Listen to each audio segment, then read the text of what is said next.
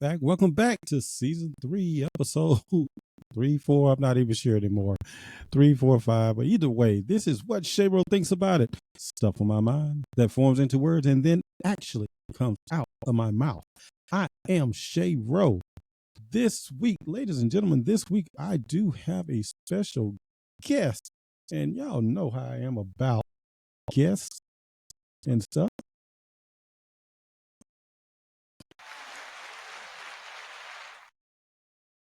There was supposed to be some clapping there. Let's hope that came over to the recording. But I do have a guest this week. We have been trying to record this episode for the longest. One day I'm going to go into all the things, the technical difficulties we had. But my guest this week is the amazing Doris Barton. Doris Barton is a native of Mississippi. She didn't say what city, but I know it's Walton Grove. What do y'all call it? Estes Mills, something like that. Walton Grove, Mississippi, but has resided in Dallas, Texas for over 30 years. And she's only 25, people. She is currently attending PHISM, PHSOM, studying for her ministerial licensing. Y'all see how I keep having these ministerial people, these religious people here? Maybe God trying to tell me something. He told me a lot already, though. She's a lover of God's people and a dedicated promoter of healthy living.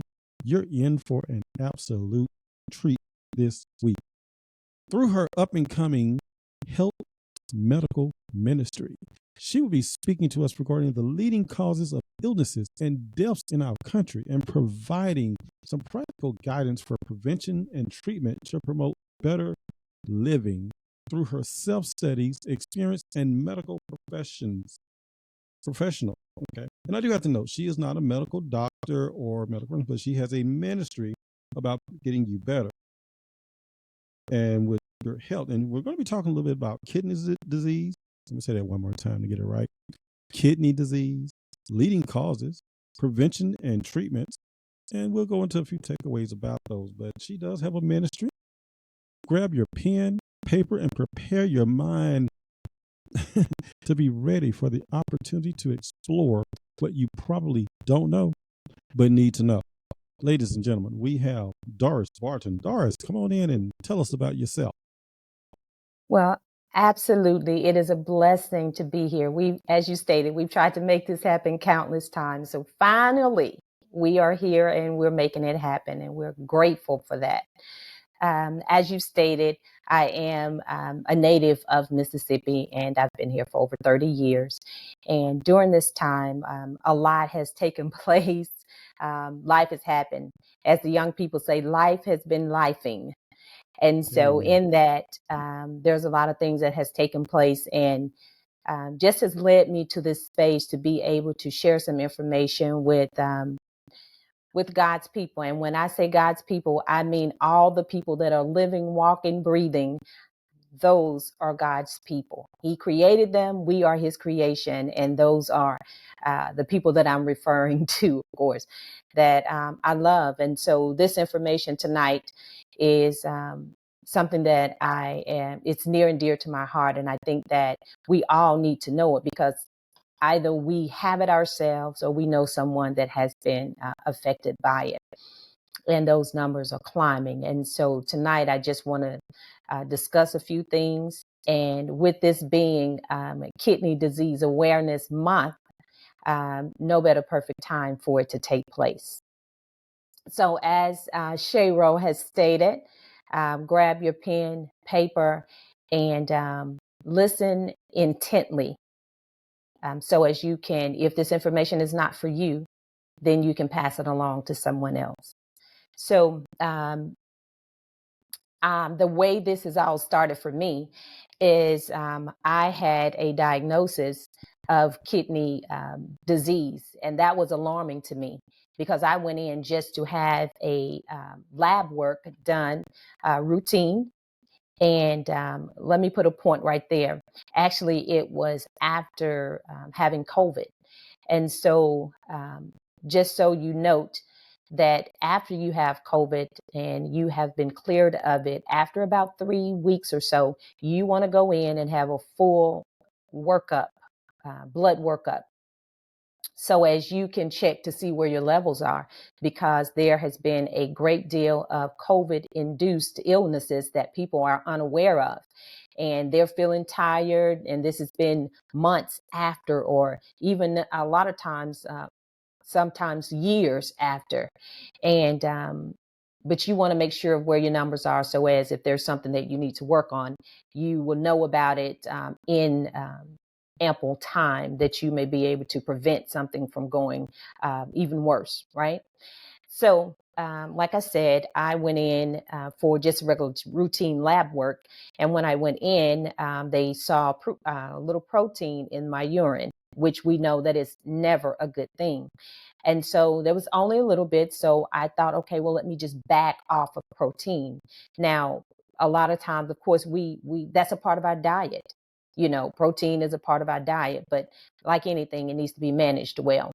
And so, in that, I backed off of the protein and came in, had another urinalysis done. And from there, no protein. Great. So now I want to know, what is it that I can do to make sure that I remain on top of this, and there's no more that protein does not filter off into my urine. And so at that point, she thought, well, we've already talked about that. I said, no, we've talked about countless things, but we've never discussed exactly what took place, or what I need to do to prevent that. And so in that conversation, that's when she stated to me, oh, well, hold a few minutes. So she sent her nurse back out, and she brought out some paperwork that says CKD at the top. I thought, did she bring me the wrong work, the wrong paperwork here? What's But CKD? no, it was for me. What's CKD? It is chronic kidney disease. Most of us just know kidney disease, but CKD is chronic kidney disease. So you could hear that interchangeably from doctors from time to time, or see it, but you would know what it is, because you'll hear it from me throughout this interview. So, but yes, so that's what it is. And so I had been diagnosed with it as having stage 2. And I thought, well, did I just jump from stage 0 to stage 2? So I was a bit alarmed by that, because it did not come from the doctors that I had been seeing consistently for 2 years. It came from a stand-in doctor. She was just coming in to take the place of someone, or hold it down, if you will, until one of the other doctors returned for vacation. And so in that time, just in that short period, that in that little window, and she was due to leave 3 hours prior to me coming. So it was just in the nick of time that she told me that, because she was actually on her way out back to her practice. And so she was able to provide that information to me. Of course, at this point, you feel doom and gloom.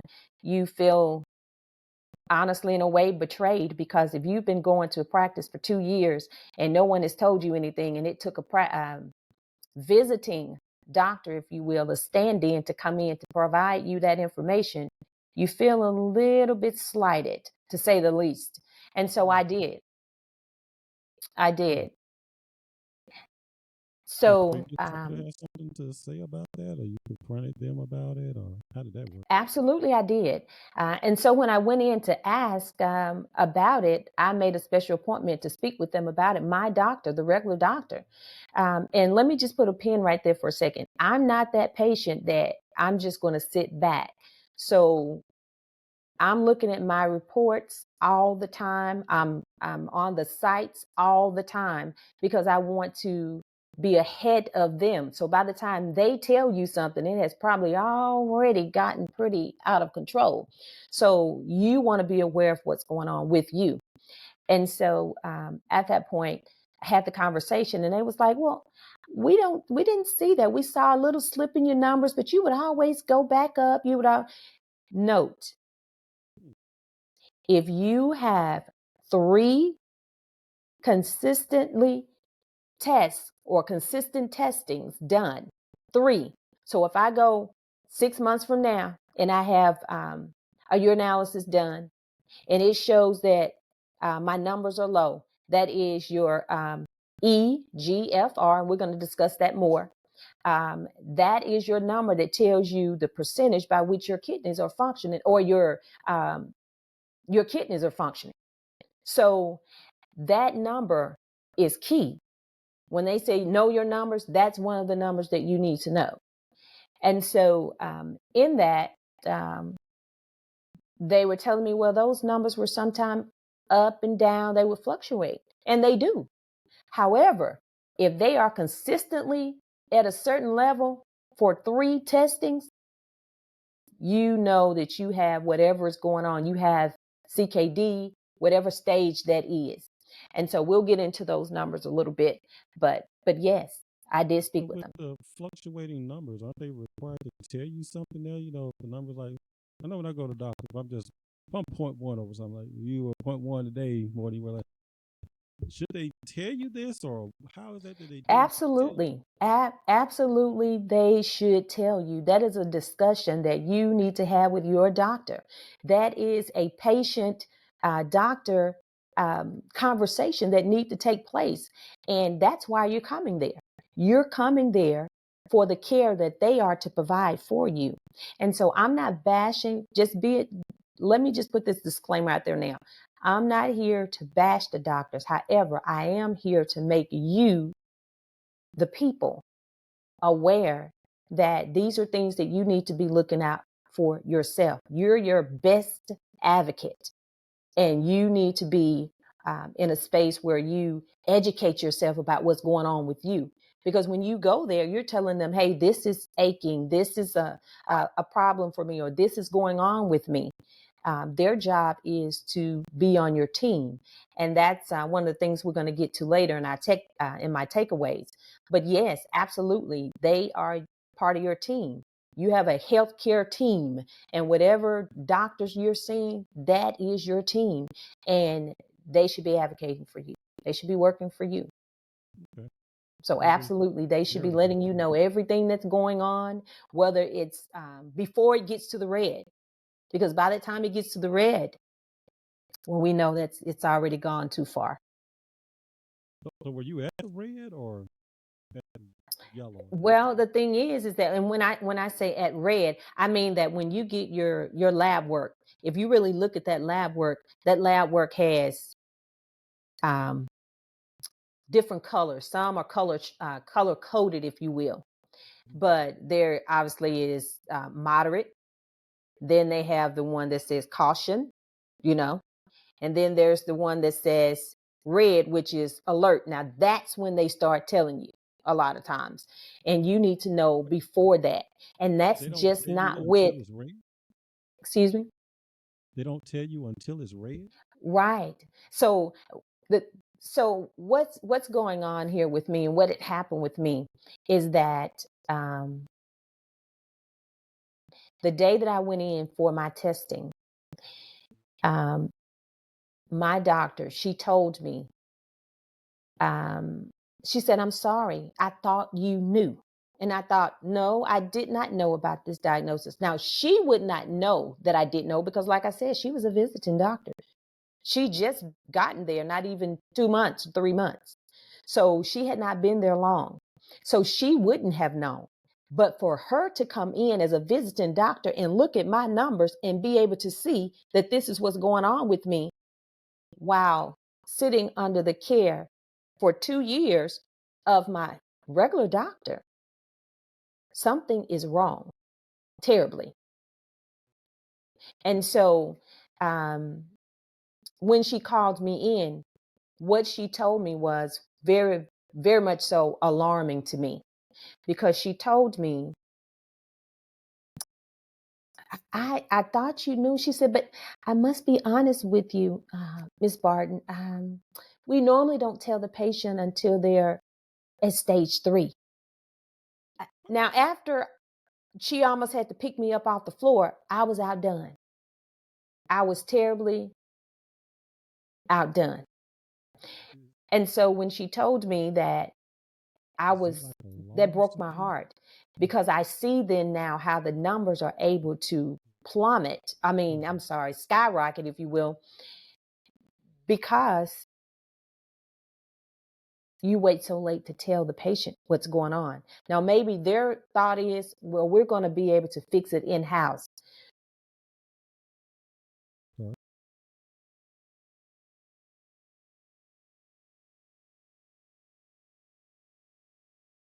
Well, look like I lost Doris there for a second, so we're going to see if she's able to rejoin. The wonderful joy of technology and the internet in these days and times.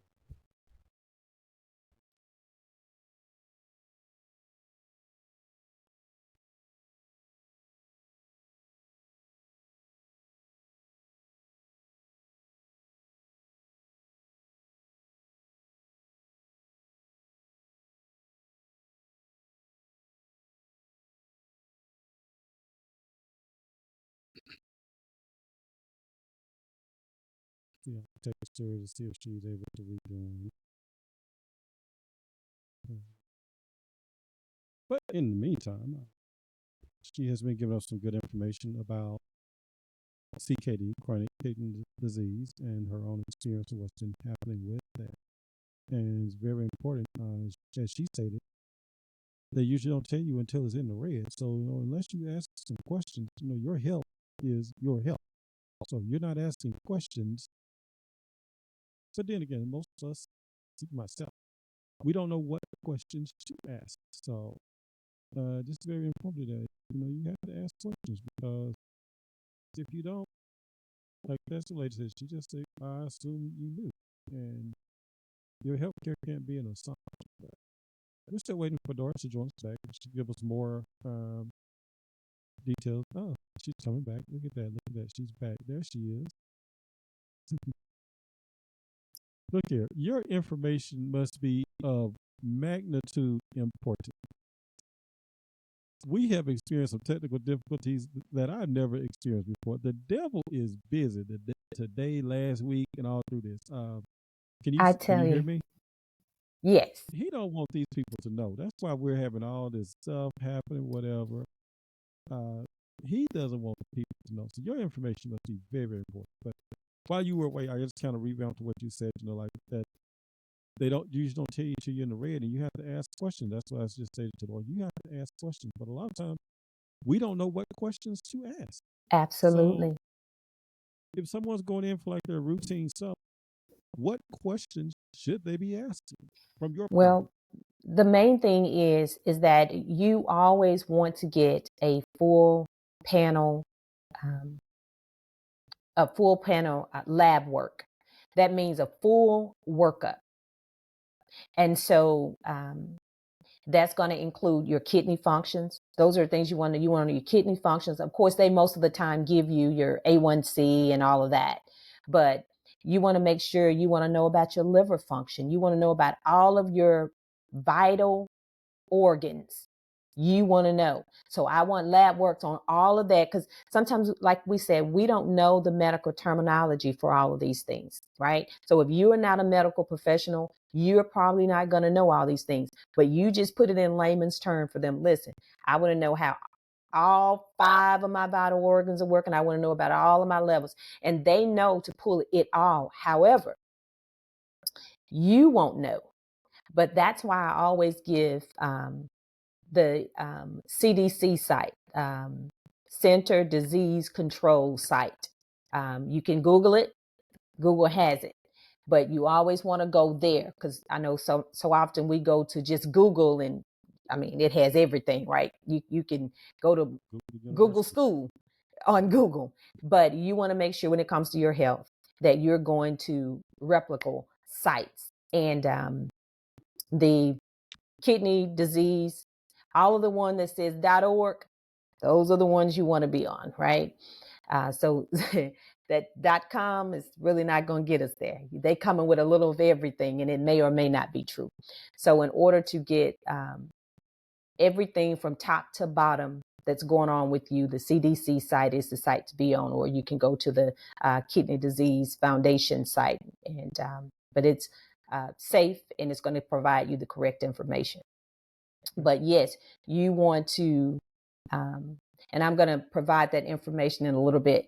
The takeaways. So in the takeaways, I'm going to let you know the things that you really need to be asking your physician about, because it is very critical and crucial. Because truth be told, even if you had a lawsuit, if something went wrong, the damage is done to you. And money is not going to cure what's going on with you a lot of times. Then you'll have to take that money to pay for whatever has taken place with you. So you want to be always on the preventive end if you can. And you want to make sure that you're doing your due diligence.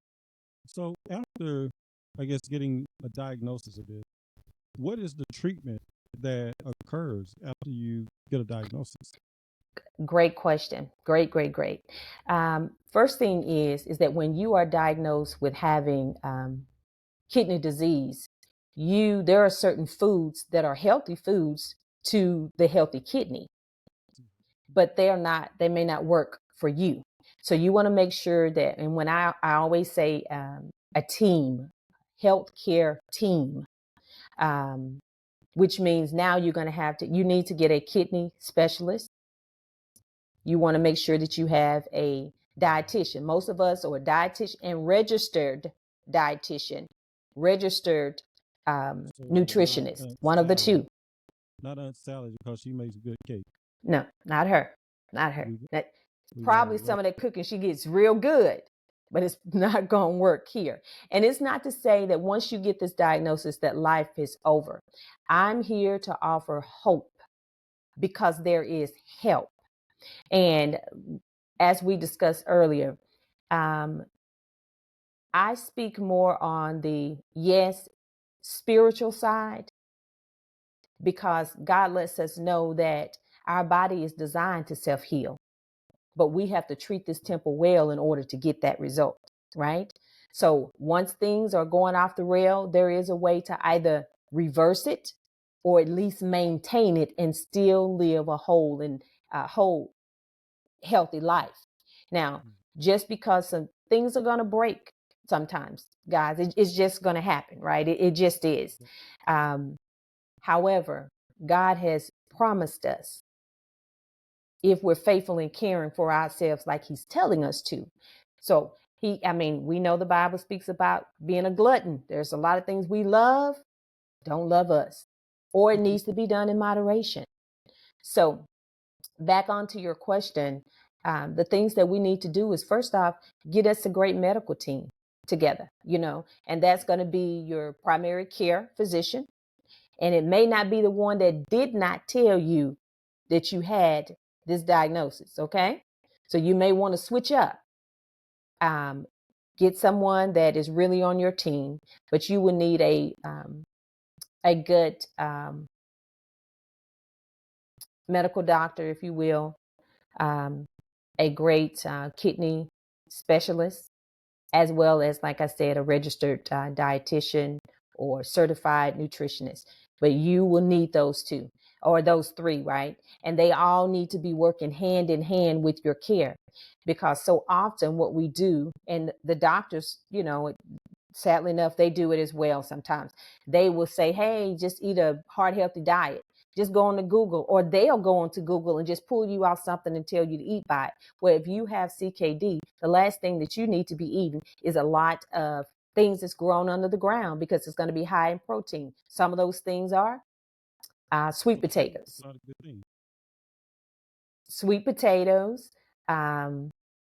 white potatoes, rutabagas. So those type things, yeah, while those things are good and they can be healthy for you in a sense, they have a lot of potassium, and your kidneys will not be able to filter all of that. That's going to put it on overload. So that's the reason you need your dietitian, because now your dietitian will be able to pull your numbers and create a diet that works for you, for your body, your need, rather than this cookie cutter thing that you may pick up yourself. I'm just thinking, like, all the things that are grown on the ground: carrots, peanuts, like I say, rutabagas, potatoes. Mm-hmm. What else is on the ground? Right. And you'll need to go with, you'll need a clean diet. But these things will have to come from your team, your medical doctor, your personal provider, Can you still eat bacon? as well as your kidney specialist, as well as a dietitian. Now, the thing is, and I've been telling people this, and I get calls all the time, and they're saying, "Hey, I'm having to fight with this." Yes, you will have to fight, because the saddest part is that they don't want to, or your insurance does not want to That bring was gonna in be a my next kidney question about specialist insurance. until How you're do at the insurance stage feel about 3. this? That was gonna be my next thing about insurance. Because a lot of times it's not that we don't want to be healthy. We get that blocker from insurance. I know I've been dealing with insurance this past week with some stuff, but a lot of times either we don't have insurance, or we don't have enough insurance, or we have insurance that they're more concerned with collecting the money from you than they are of taking care of you. Correct. And that's a lot of things that people are running into. So, but the thing is that God has already provided a way around that, because as surely as you're doing what you're supposed to do, right, then you're caring for yourself. There's always somewhere, some way, an avenue for you to be able to get the care that you need. The first thing you do is need to know that now I have to change how I'm doing what I do. So in that, you need to know how to read labels. Because so often, for the longest time, people would look at the box and they would say, "Oh, it's 1,000 milligrams in this entire box." No, no, no. It's 1,000 milligrams in that serving up there. So in those 3 crackers, in those 3 chips, that's what the 1,000 milligrams is. And most people do not know that. Same thing for sugar. These things are kidney killers, because you have billions of fighters, if you will, and that's how I like to refer to it, that's protecting your kidneys. So just think of it as an army, and they're protecting the king, which is you, or the queen, which is me. So now you have these fighters. So every time something comes in, there are the kidneys that's fighting off, trying to bring in what's good, fight off what's bad, bring in what's good, fight off what is bad. And so now, but as you putting in things that's bad, it's slowing it down. It's killing off the fighters. So after a while of it fighting off, they're going to eventually get to you, right? So that's how you have to see it, that I need to help out my helpers, if you will. I need to help out my helpers, because they're working hard to help me. So I got to work with them. And so, like I You said, hear me earlier when I asked, "Can you still eat bacon?" We may have a connection problem there, but I asked, "Could you still eat bacon?" We were looking to talk about the foods you probably shouldn't eat anymore. and I tell you, that's the thing, because so often people hear, or we hear, what we can't eat, and that's all we focus on. But we need to switch that thing around to really start focusing on, you know what? This is what I can eat, right? This is what I can eat. So let me make that as healthy as I can. And then let me make that, as healthy as I can, that it can be palatable. I can actually enjoy it, and it be healthy for me, rather than, of course, me knowing that I really don't need that fried burger, but that's really what I want. And then once I eat it, it's good going down. But then in your mind, you start thinking about, oh God, this was not a good idea. Tastes good, Yeah, but I I should done have myself wrapped a the lot of harm. bacon in lettuce. You see, I mean, you want to put it all on it. Tastes really good. Tastes good. I take nothing from it. However, what is it going to do to me going forward, right? And so, but that's some of the things that we really need to really look into, is our diet. So now we need our medical team, and now we need a good diet. We need a diet that's going to be work with what we have going on. And so there are 5 stages of kidney disease. So that stage 1, that's where your kidneys are 90, anything greater than 90.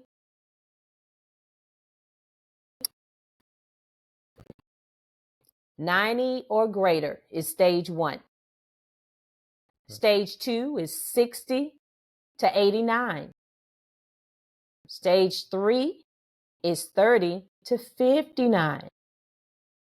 Stage 4, 15 to 29. Now, stage 5 is less than 15. And so what does these numbers mean to me? That means that this is the percentage by which your kidneys are functioning. So if they're not telling you, is it curable, or is it just it continues? So the thing is, stage 1 and stage 2, some say it's not reversible, but I've seen it be totally different, as in with mine. With stage 2, clearly you want to manage it well, right? If you're doing what you're supposed to do, you change your diet and you really get in there and do what you're supposed to do, those numbers can start to go back up. But at best, I can hold it steady at 2. Just because you have kidney disease does not mean that you're going to die from it. But you want to know as quickly as possible, as soon as possible, so as you can start treating yourself better to live longer. So you're not doomed because you have this. A lot of people have it, and they are living a great life with it. So it is manageable. The thing is that there are really no real warning signs that you would know, because it's not like you hurt, you have any pain, nothing. That's the scary part of it, because I mean, with a headache, you know something is going on in your body because your head is hurting, right? But with this, there are some signs that you could see, that I could see, that was going on. Hindsight, I didn't know it at the time. What causes chronic kidney disease? If it is like, and let me just say this, some things are genetic. Aside from the things that are genetic, these are self-inflicted things that we're doing. Bad diet. So the causes of these things: obesity, hypertension, diabetes, and believe it or not, dehydration. Not drinking enough water. Because so often people think, well, I've been drinking some stuff today. I've been drinking. No, you need water, because water is the purest form that's going to flush. Nothing else flushes your kidneys. Because think about it, you can be thirsty as all get out, and you drink a soda or you drink anything other than water, you're still drinking, because you still can't get past the thirst. Or to happen, you'll get yourself past a window of thirst just for a second, and then you'll go back to being thirsty. Water is it. And then when you look at your urine, and that's another thing, people, look at your urine, see what's going on with it, because it's telling you a lot of what's going on in your body. So urine, foamy urine, not a good sign. That means that your kidneys are not filtering well. Dark, goldish. Go back to the foaming for a second. Yes. When you say foaming, exactly what do you mean when you that say means bubbly. If it's bubbly, looking like you just shook up a soda and it's foaming, that. So when you, first thing in the morning, your first urine in the morning, it's probably going to be a little foamy, right? It's probably going to be that, because that's the most concentrated. But after that, throughout the day, foamy urine, not a good sign. Dark colored urine, gold. Now, it may be yellowish, okay, but gold, no, not a good sign. Not a good sign. it's good to know. Yeah, not a good sign. And so when you're hurting back, because your kidneys sit right up under your rib cage, right in the back here. So, and they are very small, and they work the hardest to try to keep blood filtered throughout your body. And it circulates every 30 minutes. It recycles to clean every 30 minutes. Now you just imagine two little pea-sized organs working hard for you. So, what? How many? How many?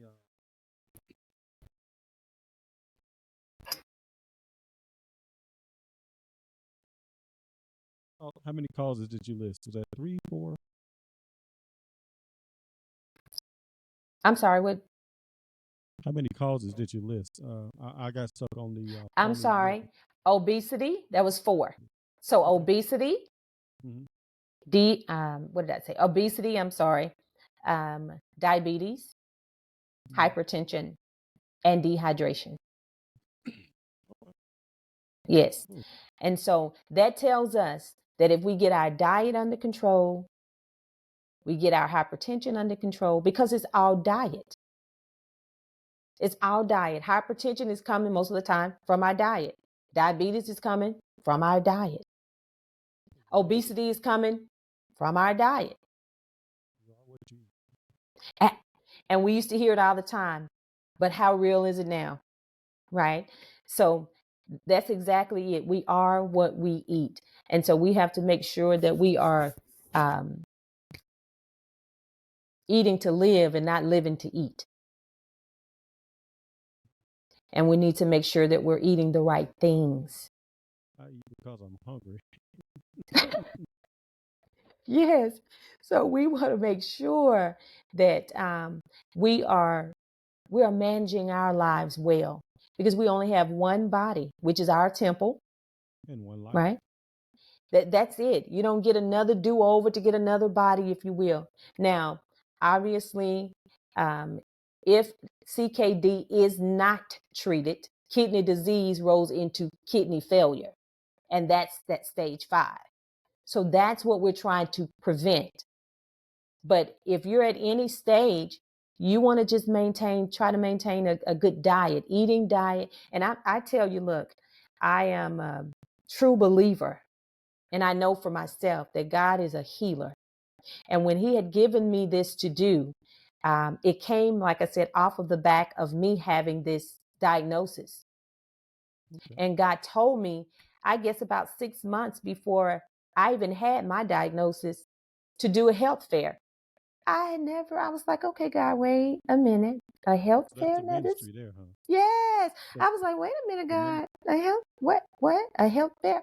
And he said, yes, I want you to do this, and I want you to do it on kidney disease. This was before I knew anything. I knew nothing, people. And when I say nothing, like I had not been diagnosed myself. But what God had done, and God is strategic in everything that he does. He's on purpose, which tells us that our life is on purpose. We're not an accident. We didn't just happen to get here when mom and dad met. No. God thought about us before the beginning of time. So we must understand that when God allows us to go through things, that is not for us, it's for someone else. Now, once he brings us through, or as he's bringing us through, it's for us to give back. But like I said, God had given me this to do before I had my diagnosis, but he told me exactly what he wanted me to do it on. I took out a pencil, paper, start writing, and he placed the people around me to be able to get this done. So I did the first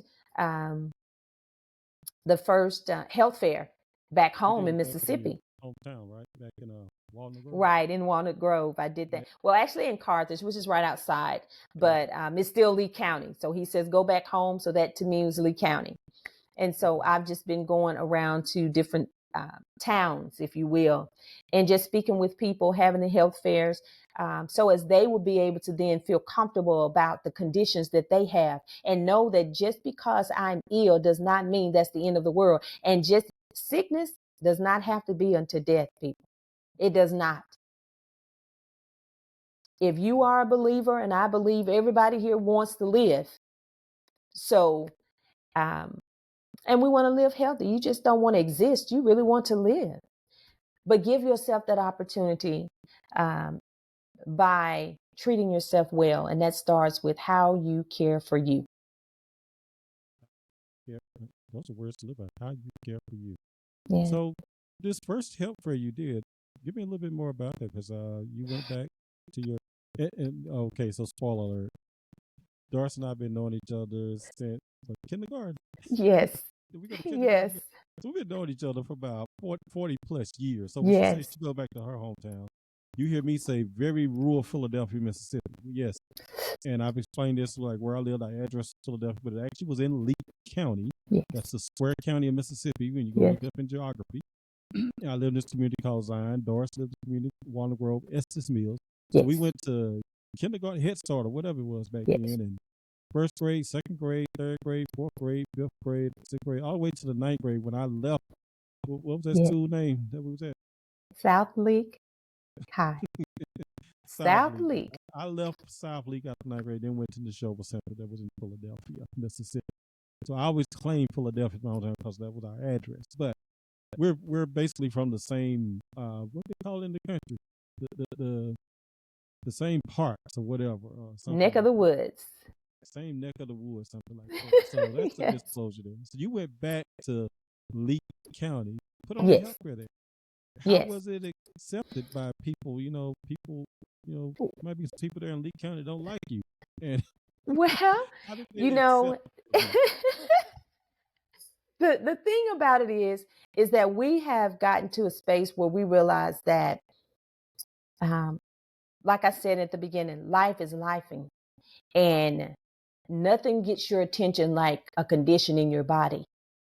Something's going on, and how can I get the healing? How can I get what I need so I can feel better? And so while we didn't have a great turnout like I had prayed for, God is still great, because he allowed me to be able to, the people to be able to know that it was one. And then they're asking, hey, when is the next one? So then that one is September 7th. It'll be in Lena, Mississippi, and there's more information to come on that. It will be But where? It will be where? It will be in Lena. We'll have to use on Google Maps to get there. I tell you, it's there. So yes, so it will Lena be is my mom's hometown place, or Tuscola, Mississippi, whatever. So exactly. Go ahead, yeah. Tell us about when the next one is. Lena, Mississippi. Yes, so it'll be in Lena, and we're hoping to have a great turnout there. We're already have feet on the ground, and just advertising and letting everybody know that we will be there. And the difference of this health fair, because so often you go to health fairs, you're picking up a lot, you're seeing a lot and what have you, and you're getting to speak with people briefly about different things that they are supporting, or doctors, or whatever that may be, that thing. But with this health fair, we're doing that, but as well we have I guess I could call it a summit, if you will. And it's actually a sit down.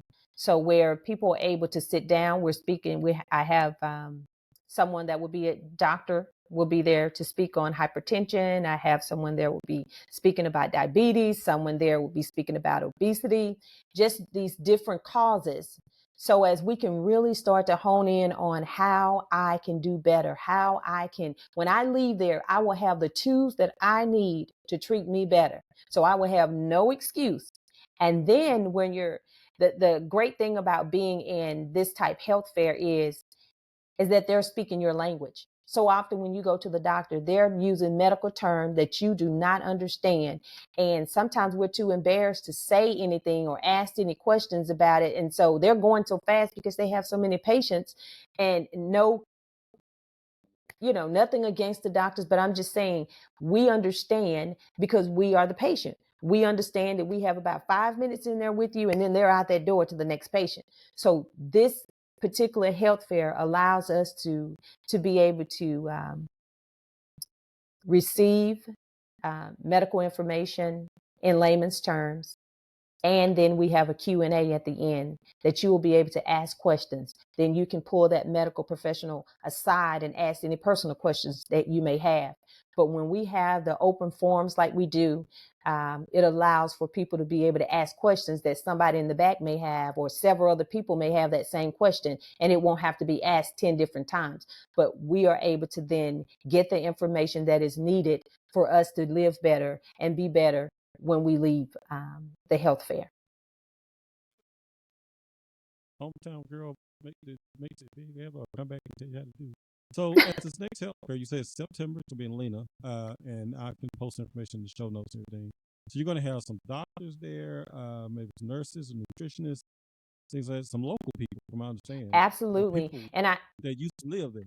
That's correct. And I also like to bring along the medical people that are the medical professionals that work in that area, that live in that area, because I want you, that participant, to be able to know, or that attendee. So if you come there to the health fair, you will see a face that you know that's in the medical profession, that you will be able to make contact with one-on-one, speak with, talk with. So then after this health fair, if there's something going on, you feel comfortable walking up to them, getting in contact with them, asking the questions so as that your needs are met, that you will not feel like, I'm in this alone. I don't have anybody I can ask questions to. I don't know this. So if you have any of that uneasiness that comes with patient, medical professional, the anxiety that comes with it, because a lot of anxiety can come with that. We want you to feel comfortable enough to know that you matter enough. So you now have that local person long after this health fair is over that you can actually go to and your needs be met. One, and you say September? Oh, that's a September 7th. 7. Maybe I'll come home in September. Well, we hope to see you there, Chetro. See, you never know. I tell people I'm there long enough to know I'm there, but not long enough to pay any bills. So this has been a lot of good information. Get it out there to the people, and they need to know this. So I will post information as you get more information. We're recording this in March, so September is still 6 months away. Yes. But we can post information in the show notes, and we can still put information out there. Awesome. When you get a flyer and stuff like that, I can post it on social media. So in the meantime, while we're waiting for September, if someone wants to contact you, or maybe if they want you to come and do a health fair in their area, how would people get in contact with you, or how can they bring you to their place? Or maybe you do a virtual or webinar, yes, something like that. Let's have all that information. Absolutely. Well, I have a contact number of 214-587-2725. I get calls all the time. I absolutely welcome it. Email address of Doris. Calls or calls or text messages? Call, text. Okay. Doesn't matter. Yes, doesn't matter.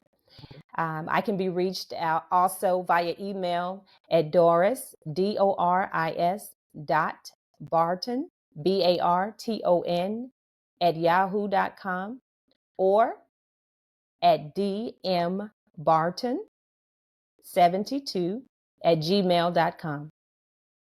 So please feel free to reach out. This is my life. This is what I do. And when I said that I love God's people, I do. So anything that I can do to help, please do reach out. There was one thing that popped in my mind. You don't have social media yet. I do not at this time, but I am working on that. Actually, trying to. Hopefully, this week I will have at least a website up and running, and if not by this week, hopefully by the end of the following week, that I will have it up and running, because it's definitely needed. I know that but when God calls, yeah, I answer. So I'll have to get it. So by the time it's come out, you'll probably have information I can put in the show notes, whatever your website may be, and I can put that in the notes and everything. Yes. But this has been a wonderful conversation. I haven't seen you in 30, 40. Yes, it has We talked been. some. We haven't seen. Well, I remember the last time I saw you. One of our classmates, their funeral, Oh, who was married to my cousin at the time, Derek Bowler. That's yes. the last time I can remember seeing you was at Wow. his funeral. That's the last time I saw a lot of people from the South. Yes, it's been a long time. I know that's been over 30 years. Yes. Yes. I knew Derek all the way. Him and Dana Lewis. I knew them from Pet Start on. I Yeah. know Dana passed recently Mm-hmm. a while back, but ooh, it's all back to memories there with some stuff. Yeah. But this is a wonderful thing. I'm so glad that we finally got this. See, the devil can't. The devil cannot win. He can be defeated. Just said, you know what? I'm Amen. sick of them. I'm just gonna let them be. I'm so glad we got a chance to do this. I think we Yes. started kind of conversating about maybe a year or two ago. Exactly. But then you did. I remember you did call me and told me what was happening. You said something about this ministry that you had this Yes. new ministry. Wow, if we would have thought back in the fourth, fifth grade that you were gonna be a I know. minister. Yes. Yeah, Yes. that is the surprising part. But tell me, last few minutes we can get on that. So you are in ministry. You are a minister per se. Exactly. Yes. Okay, so expound on that a little bit. Well, at this time, like I said, I'm in ministry school, and it sort of kind of happened on the reverse, if you will. Um, I knew that I was called to it, and like so many things, we don't want to say it because that means you'll have to do it. So you Yeah. don't put it out there, and it's not like I'm hiding from God, you know. So once I was called to do it, you can't hide from him. He knows how to pull Right. you right on out of Yeah, wherever it is, he right? will find you, He will. even He in every will. rural Philadelphia, Mississippi. Yes, we'll do it. And so, but I came and set up under the leadership of a pastor and his wife. They were co-pastoring a church, and they've been in ministry forever. And they were um, fivefold ministry, which means they believe in speaking in tongues, laying on hands, the whole nine. And a lot of pastors, churches don't, but they did. And so when I came in, she told me right off the bat, that was her second time seeing me, and she told me, she said, um, "You've been called to the ministry. You've been called to this pulpit, but you keep running. You keep running. But I'm going to take you under my wing, and I'm going to teach you everything you need to know." And let me tell you, um, many people have degrees in teaching, but there are very few people that are gifted to teach. And she was Mm, gifted to teach. So much so you didn't realize you were being taught. And that's how mm, she did it. And so after a while, I think I was under their leadership for almost a year, half or so. Um, and I already, God had already prepared me. I had been, long before I moved to Texas, He had been preparing me. And I didn't know that I was being prepared, if you will, for that. Although He told me, you just don't know until it all starts to come together. But I ministered there, spoke, and just everything, the serving at the church, TAC International, so there's a for a year or Facebook so. video out there somewhere of you preaching. I don't know. I don't know if it is or not. You got to send me But that video. I would love to see a video, or hey, maybe I'll come to Dallas sometime. See, I in tell person. you, I would, that really caught me by surprise when we started communicating a while back. You told me that you've been called. I'm like, oh, wow, that's wonderful. Like, wait a minute, am I speaking to yeah, the same person? Look, I know we were all kids. We did a lot of crazy stuff, but I like a yes, lot of my friends that are in the ministry, and we talk about something. Like, yeah, we did this. The big thing out right now is freak day. People worried about where they are in it. I have friends that went to Freaknik. You know what Freaknik is, right? Yes, yes. Yeah. I was at H2C. I never went, so I'm not weary. But a lot of my friends and whatever enemies, they weren't called the same then. Mm. And I'm like, does God know about 94? Like, yes, we talked about it. I have repented. I'm like, yeah, but Amen. let me give you a specific date. June 10th, 1990. You're like, would you leave me alone? So I know, right?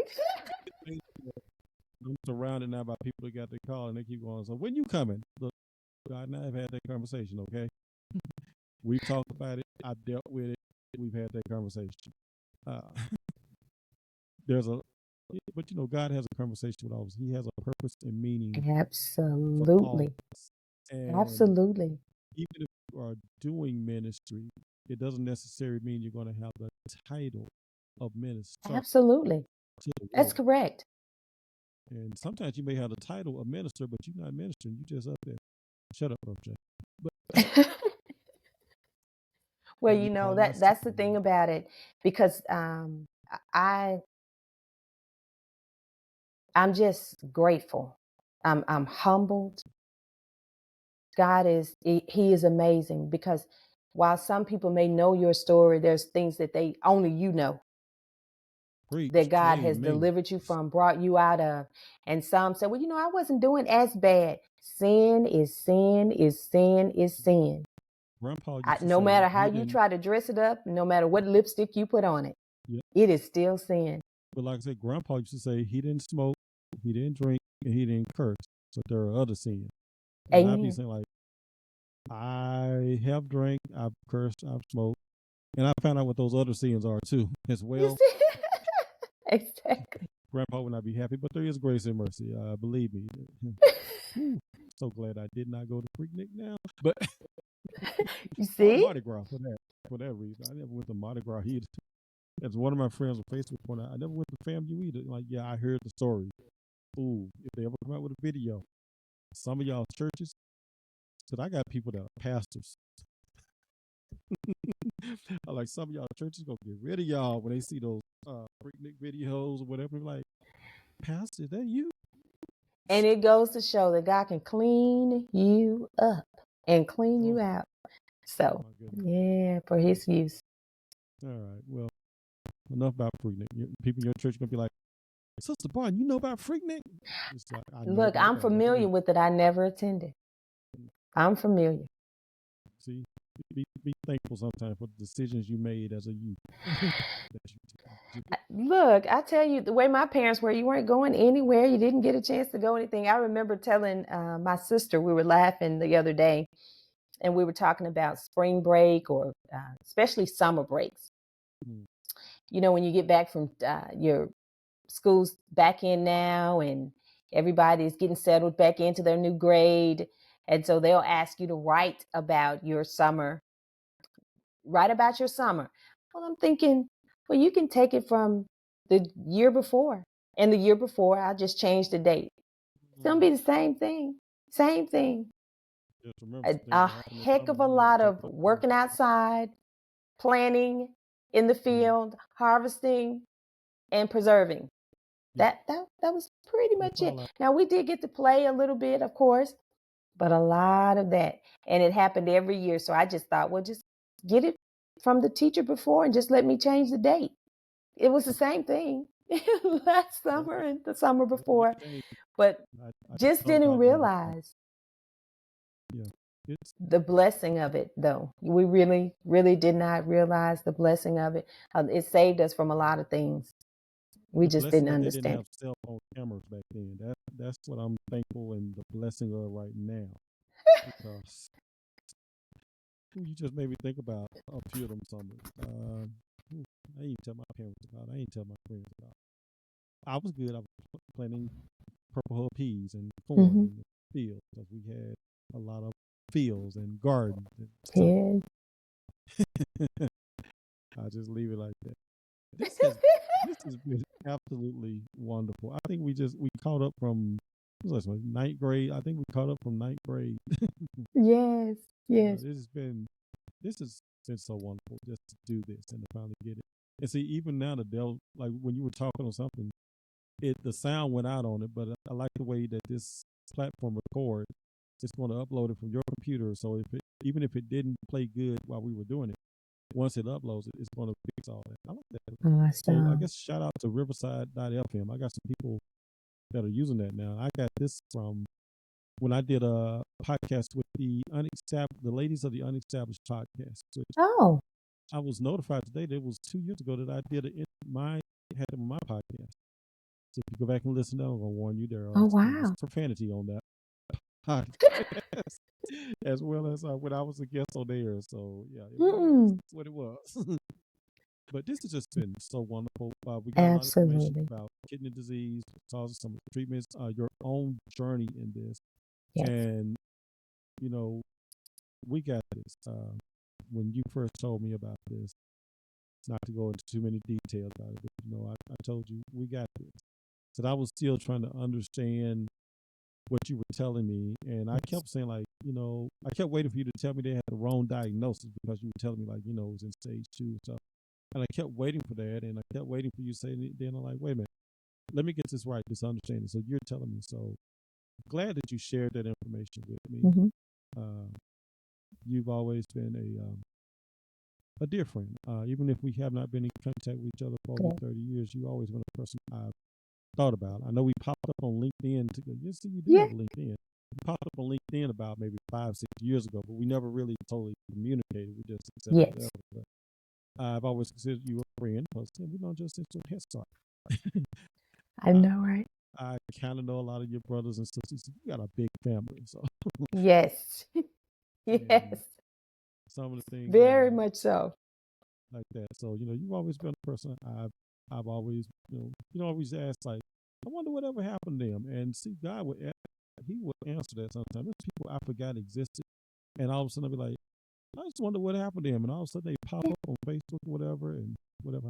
But thank you again for coming on and sharing your story. I know that's not an easy task. Yes. But sharing your story, letting us know, and showing your love for God's people. Yes. People love for God's people. I hope your ministry is a total blessing. Maybe you'll become one of those what's the station called? TV? I think it used to be called TBN or something like that. Maybe we'll see on TBN that's somewhere. Once we get you some social media, you could be preaching on Facebook and Instagram.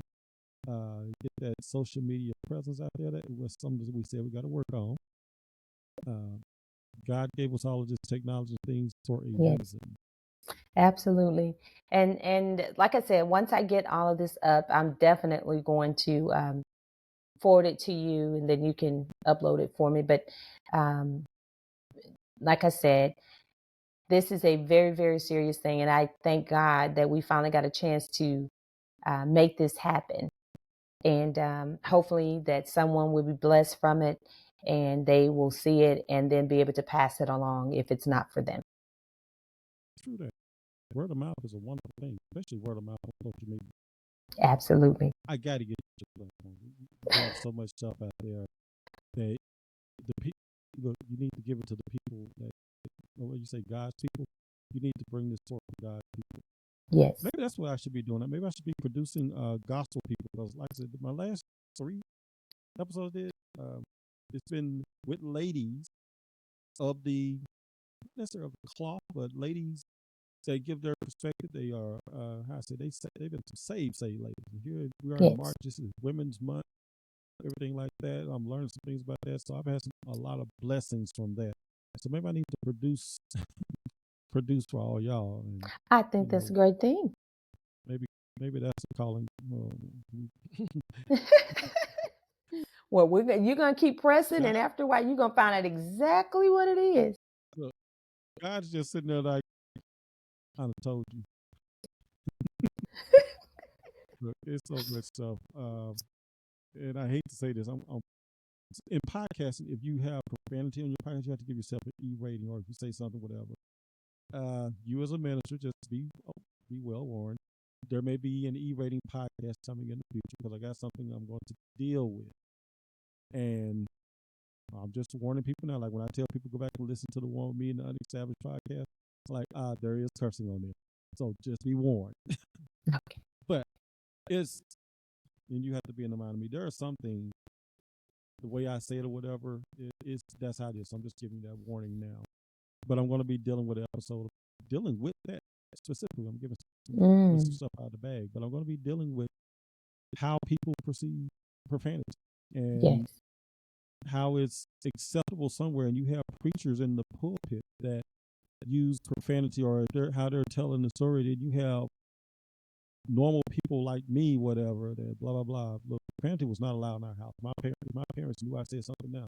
They come on this podcast and beat me now. And rest my mother's soul, everything. She's been gone for 32 years, but she probably still come here for some of the stuff I've said and done.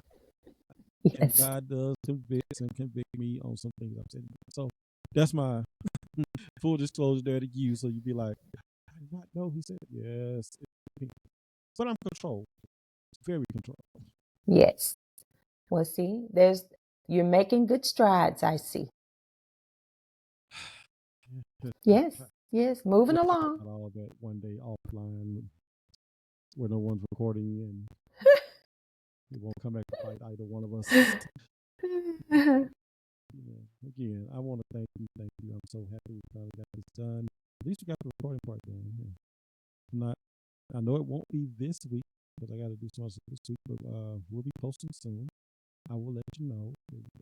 Any final thoughts, takeaways per se that you said that you want to leave us with?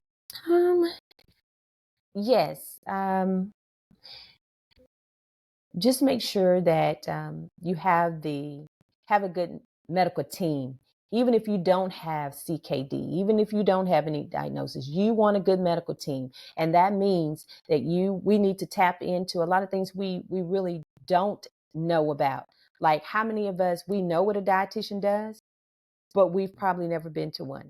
We know what a nutritionist does, but we've never been to one. So we've tried to manage our eating on our own, and we have not probably done a good job with it, because those things that says servings, all these things that you see, and we've seen it all before, but we've probably sort of kind of discounted it. Nutrition, food nutrition, because you can appear healthy but be malnourished, right? Because you're not eating you don't have a proper diet. And so you want to tap into getting a nutritionist, looking into a dietitian, making sure that you're getting your 6 months to a year annual checkups or what have you. Make sure that you're following up with your doctor about your test results. Don't just take the test results and wait for them to call you back. Be proactive about your care. Be the best advocate for you, which means ask the questions that are necessary to ask. When you come in, if you have an illness, you have an ache or whatever that thing is going on, if that doctor is not hearing you, then you may need to look into changing doctors. I always like to tell people, he works for you. She works for you. You can't just go and get I was going to say newspaper, but you can't just go and see a job advertisement and say, oh, I think I want that job. And then you just get suited up, go in and sit in their chair and tell them when you're going to start their job. No. There is an interview that takes place and they have to accept you. That's how it should be with your medical professional. You want to make sure that whatever condition you have or whatever health goal that you have, that he or she can make that happen for you, work with you to make that happen. They have your best care at hand. Here you are with let's say CKD. They've never dealt with CKD before. They've never had a patient. Well, you don't want to be the first patient. So you want to ask what it is that they do. You want to interview them. You want to know, because you're signing them up to take care of you. And you want to make sure that they have your best interests at heart. Amen. Preach. Yes. Thank you very much. I'm going to let you get back to your busy day. Well, I thank you for having me, and God bless you. Yes, ma'am. I accept that blessing. Amen.